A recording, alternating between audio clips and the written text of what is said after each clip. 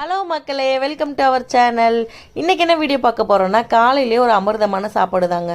ரொம்ப நாள் கழித்து அம்மா நைட்டு மீதம் உள்ள சாப்பாடில் தண்ணி ஊற்றி தயிர் ஊற்றி வைக்கிறேன்னு சொன்னாங்க. காலையில் திறந்தோடனே ரொம்ப வாசமாக கமகமன்னு இருந்துச்சு.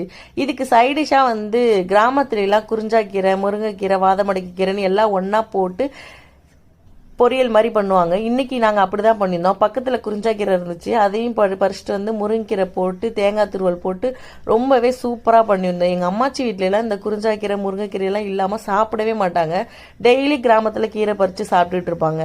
காலையில் சாப்பிட்டு முடித்த உடனே லஞ்சுக்கு எப்படி காலையில் பழைய சோறு சாப்பிட்டோம்ல, அதனால கொஞ்சம் ஹெவியாக சாப்பிட்லான்ட்டு சிக்கன் பிரியாணி தான் ரெடி பண்ணியிருந்தோம். அப்புறம் 65 ரெடி பண்ணியிருந்தோம். ஃபஸ்ட்டு 65 வச்சுக்கலாம். அப்புறம் பாயில் பண்ண எக்கு ஒன்று, தயிர் பச்சடி கொஞ்சம், அப்புறம் ஆனியன் கொஞ்சம், அப்புறம் சிக்கன் பிரியாணி நல்லா சூப்பராக சுட சுட வாழை இலையில போட்டு சாப்பிட்டாச்சுங்க.